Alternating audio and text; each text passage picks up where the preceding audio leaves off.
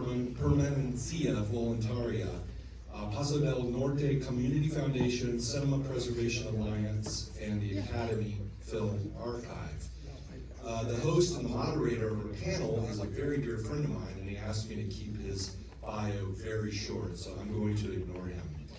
Our host and moderator for this film is a producer, writer, host, programmer, and consultant. Last year, the TCM Film Festival had the North American premiere of Wim Wenders' Desperado, for which our host served as associate producer. He also had the distinction of wandering through the West Texas desert for 2 days with Wim Wenders himself. That's a story for another time.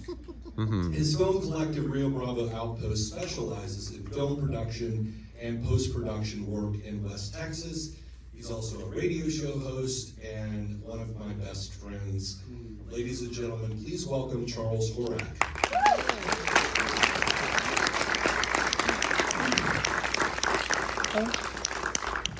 My brother. Don't tell my brother. Love you, man. Thank you. And thank you to TCM for having us back. 4 years ago, we showed a restoration of El Santo here. And to get this kicked off, I want to just say that how blessed I've been to be a part of this incredible journey with these films from Mexico. And we have two very, very special, incredible people with us tonight. Peter Conine, who is a image and audio restoration wizard extraordinaire. And he and I are part of this because of one person, and that's Viviana Garcia-Besney. She, many years ago, began, come on down, many years ago,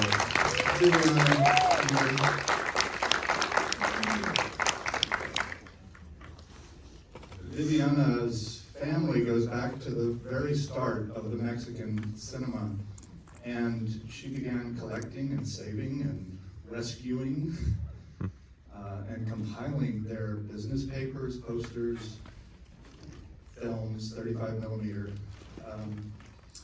I thought we'd start by maybe setting the context for this incredible family. You know, we're celebrating Warner Brothers 100th, but before the Warner Brothers, there were the Calderon brothers, way before them. Just set the stage, how far back your family goes, its roots, and maybe which generation made the film we're going to see tonight. Okay, I'm going to be super quickly. I'll try. So, my family started in the entertainment business in 1892. They opened a music store in El Paso, Texas, and immediately they come to Los Angeles. And this musical shop was all about Latino music. So a few years later, when my family started in the film business as movie theater owners, and then later they also jumped into production because sound movies arrived and they needed to produce films that spoke to the Latino audience. The brother that was here in Los Angeles with the music business, he told them, you know, you need to bring music to the films because this is gonna change your business. I'm doing so well with music. I think if you put music into the films, it's gonna be super successful. And that was the beginning of a family that decided to attend, to give pleasure to the people coming to the movie theaters. You know, like that was the main interest, was to, of course, to fill their movie theaters. They have 36 movie theaters in the US that attend only the Latino audience. And what they wanted people to be happy, you know? They were incredible binational businessmen at a time when we don't think of that happening, but many of the films they were distributing from Mexico were coming to America to Spanish language theaters in the 20s, 30s, 40s. So it's an important part of our own history that Viviana is also preserving. This film, I know you're the Permanencia Voluntaria Film Archive in Tepoztlan, Mexico, which is about an hour outside of Mexico City in the hills, in the mountains there. It was an incredible treasure trove of things that have been given to you as successive generations passed on. People had thrown to the trash. And then you dug through the trash and buildings that were falling down from earthquakes. Such an intrepid effort when we think of archives being these big institutions, and here this one woman incredible effort down in Mexico to preserve these films. When we started talking about restoring some of these, I think it was about 6 years ago, I remember having a conversation on the phone about the Batwoman.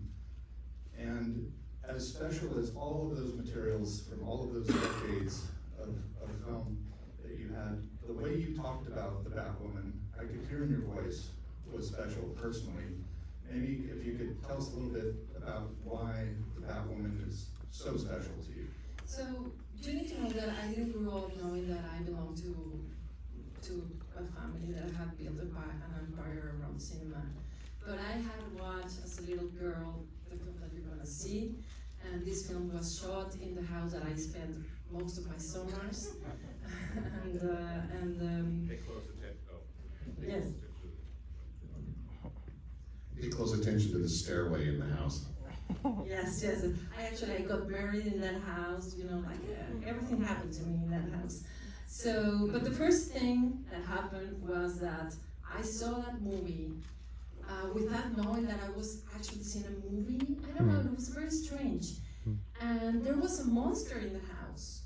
And my parents forbade me to go to the basement of the house. So I was convinced that the monster lived in the basement. So I kind of became a friend with the monster. I would go down, I would listen to all the noises behind the door, and I was leaving him food. And then very early in the morning, I will see like his wet footsteps on the stairway. And then later, Guillermo del Toro came and stole the monster for me. Yeah, so it is a very special film, and I am so grateful to Peter and Charles because they really helped me, to restore this film. It is very special to me, and thank you guys, really for your support and helping me to restore this Just film. like moths to a flame, right, Peter? And Peter, why don't you talk a little bit about the restoration and the challenges you faced? Again, this is an incredibly tiny group of people. If you stay to the end, you'll see in the restoration credits, not only some favored institutions like the Academy, but also a list of names. There are just regular citizens who donated to make this happen. So Peter, walk us through what the restoration was like. Well, in short, a lot of these films, because they were not made by studios, big studios with big budgets and thoughts about the future, they were used, like the original negatives were used and used and used and used and ground down over time to make prints for the audiences to see. So we went back to the original camera negative, which Viviana had in her archive, and discovered that it was in fairly good shape, but a lot of physical abuse. So most of the time I spent working on this was cleaning it and repairing damage. There is gonna be still a little some that we left in there, but my personal philosophy when it comes to restoring work like this is not to focus on making it utterly spotless and pristine as if it never existed on film in the first place, but to try to retain a little bit of the character. So we don't wipe away grain or reframe what it looks like. We try to give you the original image, and we were able to do that with this for the most part. And it took us, I think, 3 passes to get it right. Are you kidding me? We are obsessed. So we closed, okay, the restoration is finished. Yes, we went to a festival, showed the restoration, and we were taking notes, and we need to change it. Every time that we see the film, we go back and work more and more and more and more. We just showed the film. It was like a super success in San Francisco. Like it was like box office record. And we were there and we saw the film 5 times, and we make changes every single time. Yeah, we're obsessed. It will never end. It will never end. But other than that, this was a fairly easy restoration as these things go. It was just a lot of the same cleanup and detail work. And we're really indebted to a great colorist, Andrew Drapkin, works on redoing Tarantino's pictures, Pulp Fiction, whatever. He did an incredible color job on this. And I should mention something also that's worth saying. If anybody's really a fan of the sort of lucha libre and Mexican cinema, you may be aware that there's a version out on Blu-ray of this movie which claims to be a restoration. It is not. It is, I would encourage you not to purchase it. It is not a restoration, it is not from the original. It is a scam, as we say in the business. Say it, it's on This- VCI. It's from VCI. I wasn't gonna say them, but thank you, Charles. However, there will be an official issue of this print, of this version, so keep your eyes peeled for that. It won't be on VCI. Coming soon, maybe even in 4K, who knows? Yeah, Or maybe Ultra We'll HD. see, yeah. HD.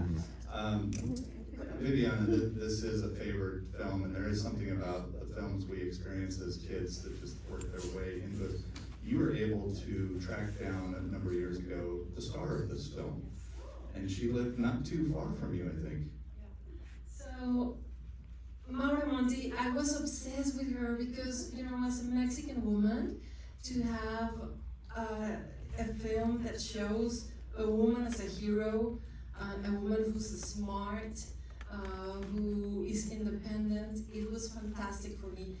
And I was able to track her down and to become friends with her. And I need to tell you that Maura Monti, the Batwoman, she's a real hero in life. So she married a very wealthy movie producer. Of course, she's gorgeous. You're gonna see her. And she was living this luxurious life. And then she decided to just leave everything and go to the Sierra, to the mountains in Mexico, to fight with the Ejército Zapatista, with the people. And then he stayed there for many years. She started writers workshop, and many writers, like the young generation of writers that are publishing today, they're thanks to Maura Monti. So she is a real hero, you know, and it is fantastic. I adore her, and I just very quickly want to tell you that we are restoring these films not because this is my family legacy. I honestly don't care about it anymore. You know, I do care for the audience. I think we, like the audience of the films, they deserve respect, and I hate classism in films. And Mexico is such a classist place, and I feel like we need to stop that and make sure that the films that were enjoyed by the audience are safe for future generations. It doesn't depend. It doesn't matter if there were, you know, like, ¿cómo dices? Clase baja. Well, I mean, like we all love the canon of films, Buñuel, etc. But these films that have been neglected, basically, by the institutions of Mexico, the film institutions, our mission, it's really Viviana's mission, is to not only restore them, but to remind audiences that these are fun, interactive films. They're not necessarily, you don't have to be obedient to watch this movie. You know, feel free to jump in. And we want to put these films on the same plane in terms of what needs to be restored and preserved as the great Mexican canon of non-popular cinema. Is that about accurate? Yeah. It's hard to overstate the caliber of champion you have before you. Viviana is really becoming known in Mexico as an advocate and an intense fighter for reevaluating Mexican popular cinema. And Much to the chagrin Yes. of some of the institutions in Sometimes Mexico, against which them. would rather it not happen. When we showed, I guess it was, El Santo, Santo del Mal, I won't name the institution, but they, no, Mexican institution, film institution, very highfalutin, good institution, basically said this stuff shouldn't exist, we shouldn't be wasting resources and money on it, and caused quite a backlash in the community, and sort of had to walk that back.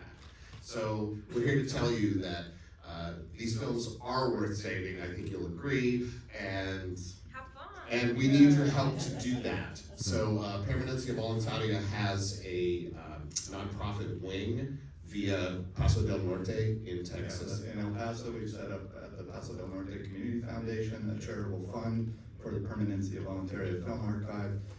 You can be a part of this if you want your name on future restorations. This is really an amazing thing, you know, where we come to TCM and we see these amazing restorations that are done by large institutions, and that process feels removed from us, but you all could be a part of the next restoration, because that's how this got made. And I think you'll see the quality that these two have pulled off is just extraordinary, and it sits nicely among all of these great classic American films. So thank you to TCM for putting it into this Very much so. program. But I just wanted to add to that, just like what Charles is saying, is there are big corporations and big companies and really good concerns that do preservation. We are just us and a colorist and one lab where stuff gets scanned, and then I do pretty much all of the work after the color has been done, including on the sound. And so we keep it very inexpensive by having a really small team, and we need your help to continue to do it. So you can find us during the festival. TCM can put you in touch, but we've gone long. I'm sorry guys for asking for money, but yes, we need it. So thank you. Enjoy the film. Have a blast. A real Batwoman.